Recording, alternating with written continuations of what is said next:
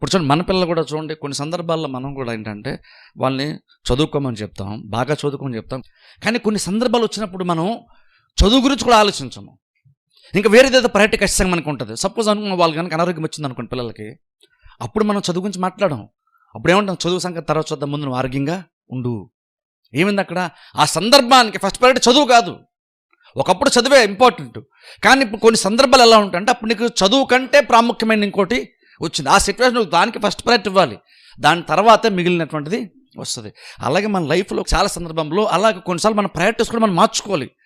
Christian life అనేటువంటిది ఎలాంటిదంటే ఎప్పుడూ ఒకేలాగా జీవించడానికి కాదు. కొన్ని సందర్భంలో నువ్వు చేసేటువంటి కార్యము నువ్వు నార్మల్గా చేస్తున్నావు, అది బేసిక్గా సరిపోద్ది, నీ ఆత్మీయ జీవితం నార్మల్గా సరిపోవచ్చు. కానీ కొన్ని సిచ్యువేషన్స్ వచ్చినప్పుడు నువ్వు నార్మల్గా చేస్తున్నావు, కొన్నిసార్లు నువ్వు అధికముగా చేయవలసిన సందర్భం వస్తుంది. అంటే ఎలా ఉంటుందని కొన్ని సందర్భంలో నువ్వు బైబిల్ డైలీ ఎంతో కొంత చదువుతున్నావు అనుకుందాం, ఎంతమంది చదువుతున్నారో తెలియదు, చదువుతున్నాను అనుకుందాం, కొంత సమయం ప్రార్థన చేస్తున్నాను అనుకుందాం. కానీ కొన్ని సిచ్యువేషన్స్ ఎలా ఉంటాయి తెలుసా? ఎలా ఉంటాయంటే ఆ టైంలో నువ్వు జస్ట్ ఎంత ముందులాగా నార్మల్గా ఇప్పుడు చేయడానికి కుదరదు. ఇప్పుడు కొంచెం ఎక్కువగా నువ్వు ప్రార్థన చేసుకోవాలి, ఇంకెక్కువగా బైబిల్ చదవాలి, ఎక్కువగా నువ్వు దేవుని యొక్క వాక్యాన్ని వినడం అలవాటు చేసుకోవాలి. అది ఆ సిచ్యువేషన్గా చాలా ఇంపార్టెంట్. ఎందుకంటే ఆ మూమెంట్లో నీ ఆత్మలో బలపడడము చాలా ఇంపార్టెంట్.